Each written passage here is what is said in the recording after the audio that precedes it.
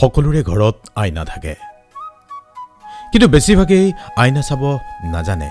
আচলতে কি জানে, আইনাখন ভালকৈ চাবলৈও মানুহ এজন লাগে, যি আপোনাক ভালকৈ দেখুৱাই দিব পাৰে আইনাখন কেনেকৈ চাব লাগে আৰু কেনেকৈ নিজক চিনিব লাগে।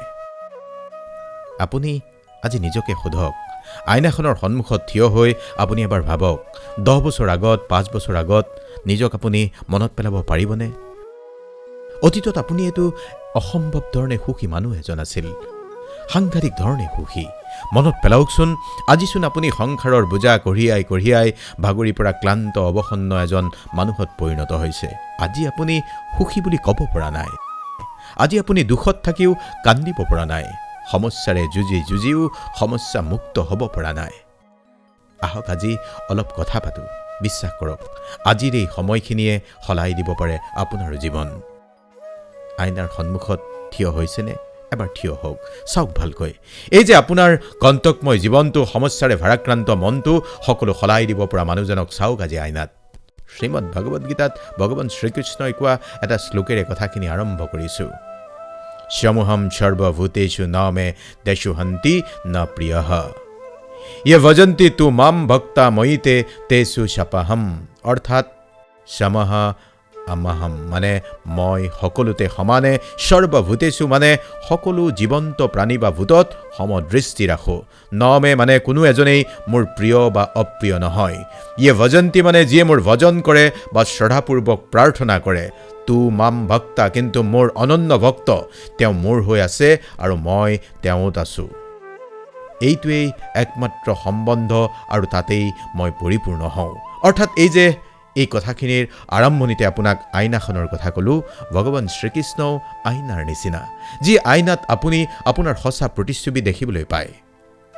আইনাই যিদৰে আপোনাৰ সঁচা ৰূপ দেখুৱাই দিয়ে, সকলোৰে প্ৰতি সমভাৱ ৰাখি, ভগৱান শ্ৰীকৃষ্ণয়ো আইনাৰ দৰে আপোনাক শ্ৰীমদ ভাগৱত গীতাৰ মাধ্যমত আপোনাৰ জীৱন দেখুৱাই দিয়ে। আপুনি যদি ভগৱান শ্ৰীকৃষ্ণত বিশ্বাসী, আপুনি নিশ্চয় অনুধাৱন কৰিছে আচলতে নিজক ভালদৰে চিনি পোৱাটো ভাল, নিজক ভালদৰে বুজাটোও ভাল। আপোনাৰ সুখ দুখ, আশা নিৰাশা, প্ৰাপ্তি অপ্ৰাপ্তি, হতাশা চিন্তা দুচিন্তা সকলোৰে কাৰণ এজনেই মানুহ, আপুনি নিজেই। এই যে আপোনাক আইনাত মুখ চাবলৈ ক'লোঁ, মুখখন ভালকৈ চাই জানি লওক, আপুনি সকলো ঘটনা পৰিঘটনাৰ মূল। ভগৱানৰ ওপৰত বিশ্বাস সৰু কেঁচুৱা এটাৰ দৰে কৰক, যাতে ওপৰলৈ দলিয়াই দিলে আপুনি হাঁহি থাকিব পাৰে। কাৰণ আপুনি জানে ভগৱানে আপোনাক পৰিবলৈ নিদিয়ে, ঠিক কেঁচুৱাটোৱে ভবাৰ দৰে। ভগৱান শ্ৰীকৃষ্ণৰ ভক্তিও ঠিক তেনেকুৱাই। আপুনি যদি ভগৱানৰ ওপৰত বিশ্বাস ৰাখি আগবাঢ়িছে, ভগৱানে আপোনাক কেতিয়াও পৰি যাবলৈ নিদিয়ে। সংগ্ৰাম, কষ্ট, দুখ, ভাগৰ সকলো থাকিব, কিন্তু শেষত হাঁহিটো আপোনাৰেই। এতিয়া যিসকলে শ্ৰীকৃষ্ণ ভক্তিৰ কথা নাজানি পাপাচাৰত লিপ্ত হয়, অনৈতিক কাৰ্য কৰে, তেওঁলোকৰ কি হ'ব? জানি নাজানি আপুনি যদি জীৱনত ইতিমধ্যেই নকৰিবলগীয়া কিবা কৰিয়েই পেলালে, তেনেহ'লে আপোনাৰ হাতত উপায় একো নাই নেকি? শ্ৰীমদ ভাগৱত গীতাৰ এই নৱম অধ্যায়ৰ 30 নম্বৰ শ্লোক। ভগৱান শ্ৰীকৃষ্ণই কৈছে, যদি অত্যন্ত দুৰাচাৰীও অনন্য ভাৱেৰে মোকেই নিৰন্তৰ ভজন কৰে, তেওঁ সাধু বুলি মানিবৰ যোগ্য। অৰ্থাৎ সহজ ভাষাত, জীৱনত ভুল হৈ গ'ল আপোনাৰ, একালত পাপত আপুনি প্ৰবৃত্ত হৈ পৰিল, কিন্তু নিৰন্তৰে শ্ৰীকৃষ্ণৰ ভজনা কৰি সাধু হোৱাৰ বাটত আপুনি বাট বুলিব পাৰে। গতিকে কোনো নকৰিবলগীয়া কাম আপুনি কৰি পশ্চাত্তাপত যদি জৰ্জৰিত হৈ আছে, ভগৱানৰ ভজনাৰ মাজত মুক্তিৰ পথ আপুনি বিচাৰি ল'ব পাৰে। ভগৱানৰ বিচাৰত কেতিয়াও সন্দেহ নকৰিব। যদি শাস্তি পাইছে তেন্তে ভুল নিশ্চয় হৈছিল, আৰু যদি শুদ্ধ তাক প্ৰমাণ কৰিবলৈ চেষ্টা কৰাৰ প্ৰয়োজন নাই, সময়ে প্ৰমাণ নিজেই দিব। ভগৱান শ্ৰীকৃষ্ণৰ ওচৰত কন্দাৰ সুখ আন কাৰো ওচৰতেই পোৱা নাযায়। যদি ভগৱানে আপোনাক বহুত অপেক্ষা কৰোৱাইছে, গম পাব সময় আহিলে আপোনাক এনেকৈ দিব যে আপুনি চম্ভালিবই নোৱাৰিব। এই কথাষাৰ আমি পূৰ্বৰ ভিডিঅ' কিছুমানতো বিশ্লেষণ কৰিছোঁ। মিত্ৰতাৰ প্ৰয়োজন, সম্বন্ধৰ প্ৰয়োজন মানুহৰ জীৱনত আছে, কিন্তু তাতোকৈ বেছি প্ৰয়োজন আছে অকলে থাকিবলৈ শিকাটো। আমি ডাঙৰ নহয়, আমাৰ পিছত যি শক্তি আছে সেয়াহে বহুত বেছি ডাঙৰ। কোনে কি কিয় কেনেকৈ কৰিছে এইবোৰৰ পৰা আমি যিমানেই আঁতৰি থাকিম, সিমানেই সুখী হ'ম। নেতিবাচক চিন্তা মনলৈ আহিবই। এইটো আপোনাৰ ওপৰত নিৰ্ভৰ কৰে, আপুনি সেইবোৰক কিমান গুৰুত্ব দিব। ঈশ্বৰে কেতিয়াও শাস্তি নিদিয়ে, কিন্তু আপোনাৰ কৰ্মই আপোনাৰ শাস্তিৰ কাৰণ হয়। গতিকে কাম সদায় ভাবি চিন্তি কৰিব, সম্বন্ধ সদায় ভগৱান শ্ৰীকৃষ্ণ আৰু সুদামাৰ দৰে হ'ব লাগে। এজনে কেতিয়াও একো নিবিচাৰে আৰু আনজনে সকলো দিও কাকো কৈ নাথাকে। আপোনাক আজি কোৱা কথাখিনি এখন আইনাত আপোনাৰ মুখখন দেখুৱাই আৰম্ভ কৰিছোঁ। এতিয়া যদি আপোনাৰ কঠিন সময় চলি আছে, চৌদিশে কেৱল ঋণাত্মক ঘটনাই আপোনাক চেপি খুন্দি পেলাইছে, তেতিয়াও আপুনি মন কৰিব অলপ। কঠিন সময় আইনাৰ দৰে হয়, যি আমাক শক্তিৰ সৈতে পৰিচয় কৰায়। বাৰে বাৰে এই কথাই আপোনাক বুজাবলৈ চেষ্টা কৰিছোঁ যে আপোনাৰ ভিতৰত অদম্য শক্তি আছে। আপুনি আইনাত নিজক দেখি এতিয়াও যদি আপোনাৰ শক্তিক অনুধাৱন কৰিব পৰা নাই, কোনেও আৰু আপোনাৰ শক্তিক জগাই তুলিব নোৱাৰে।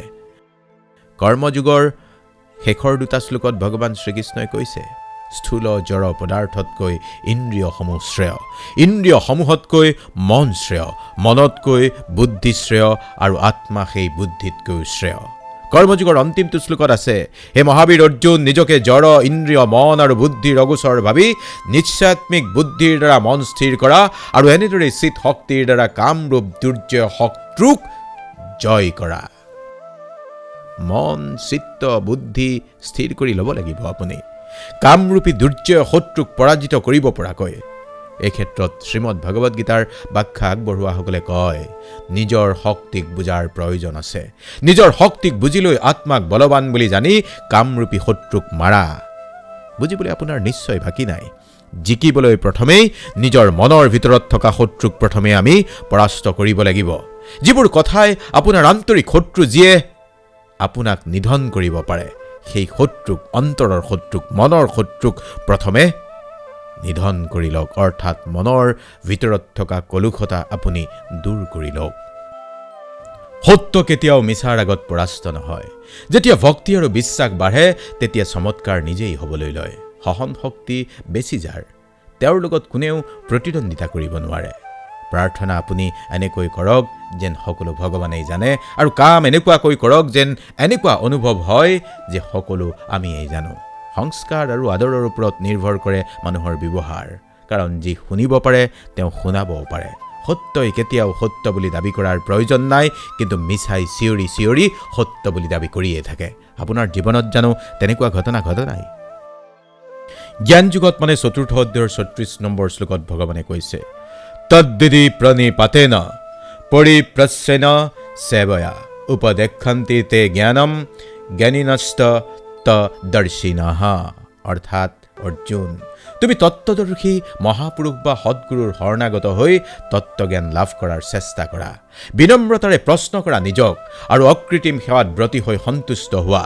তেতিয়াহে সেই তত্ত্বদ্ৰষ্টা পুৰুষসকলে তোমাক জ্ঞান উপদেশ দান কৰিব। অৰ্থাৎ আপোনাৰ লগত যি হৈ আছে, বুজা নাই? আপোনাৰ যাত্ৰাপথত আউল লাগিছে, আপুনি তত্ত্বজ্ঞানী মহাপুৰুষৰ ওচৰত শৰণ লওক। চঞ্চল মন নিয়ন্ত্ৰণ কৰা কঠিন, কিন্তু চেষ্টাৰে এয়া সম্ভৱ। আপুনি তত্ত্বদৰ্শী মহাপুৰুষৰ ওচৰত শৰণ লৈ আপুনি বুজি পাব কেনেকৈ আপুনি নিজকে চম্ভালিব, কেনেকৈ আপুনি মনক নিয়ন্ত্ৰণ কৰিব। চাকিৰ তেল শেষ হ'লেই নুমাই যোৱাৰ দৰেই কৰ্ম বেয়া হ'লে ভাগ্য নষ্ট হৈ পৰে বুলিও আপুনি শিকিব। আপুনি মনত ৰাখিব, বিজয়ীজনেই শ্ৰেষ্ঠ নহয়, যিজনে জানি বুজি পৰাস্ত হয় তেওঁ শ্ৰেষ্ঠ। মনৰ ভিতৰত সকলোৰে বুদ্ধি বেছি থাকে, কিন্তু সেয়া লাগিলে বিচাৰ, ঘৃণা অথবা ভালপোৱা হওক। আপোনাৰ মনৰ কল্পনা আৰু অনুভৱ জীৱনৰ শিক্ষা। প্ৰকৃত সুখ আপুনি তেতিয়াই পাব যেতিয়া আপোনাৰ বিচাৰ, কথন আৰু কৰ্মৰ মাজত মিল থাকিব। মুখেৰে এটা ক'ব, কামেৰে অন্য এটা কৰিব, আৰু আপোনাৰ বিচাৰধাৰা অন্য এটা হ'ব, তেতিয়াতো আপুনি সুখ নাপাব। কৰ্মফল যেতিয়াই আপুনি ত্যাগ কৰিব পাৰিব, তেতিয়াই আপুনি প্ৰকৃত ত্যাগী হ'ব। আপুনি আজি দুখত আছে, আপোনাৰ এই দুখৰ বাবে আনক দোষ নিদিব। আপোনাৰ মনৰ পৰিৱৰ্তনেই আপোনাৰ মনৰ দুখৰ অন্ত পেলাব। শ্ৰীমদ ভগৱদ গীতাৰ এই 2য় অধ্যায়ৰ সাংখ্যযোগত 62 নম্বৰ শ্লোকত ভগৱানে কৈছে, সংযত চিত্ত মানুহ প্ৰিয় বস্তুতেই স্বাভাৱিক আসক্তি আৰু অপ্ৰিয় বস্তুত স্বাভাৱিক বিদ্বেষৰ পৰা মুক্ত হয়।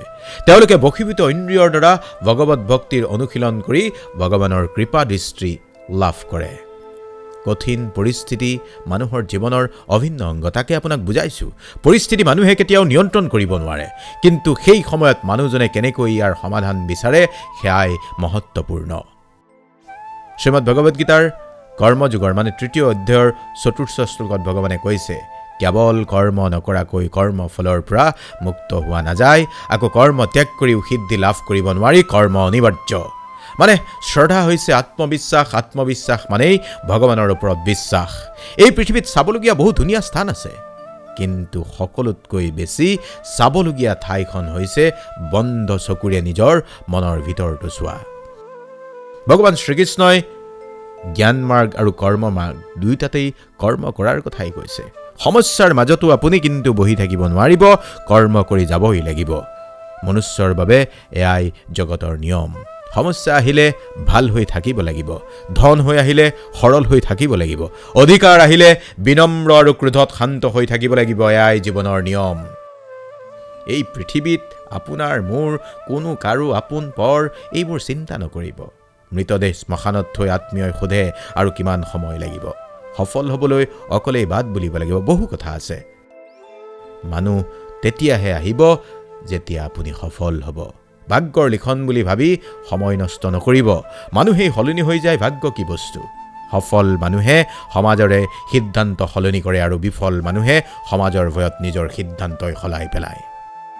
যদি আপুনি শিকিব খোজে তেন্তে প্ৰতিটো ভুলৰ পৰাই কিবা নহয় কিবা শিক্ষা ল'ব পাৰে।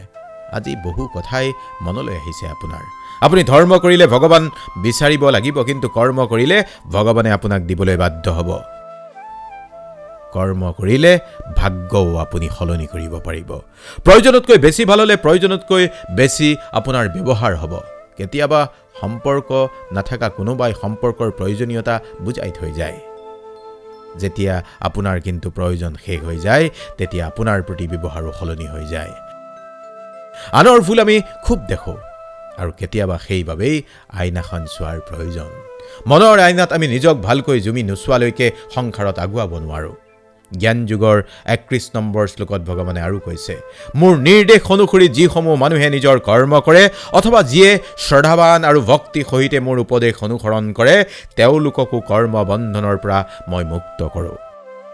আপুনি কৰ্মৰ বন্ধনৰ পৰা মুক্ত হ'ব খোজে, এই সংসাৰৰ দুখ যাতনা সুখ সন্তাপৰ পৰা মুক্তি বিচাৰে, কৰ্ম কৰি যাওক। শ্ৰদ্ধা আৰু ভক্তি সহিতে ভগৱান শ্ৰীকৃষ্ণৰ উপদেশ মতে জীৱন আগবঢ়াই নিয়ক। আপুনি মুক্ত হ'ব পাৰিব, আপুনি সুখ সন্তাপৰ পৰা মুক্তি পাব।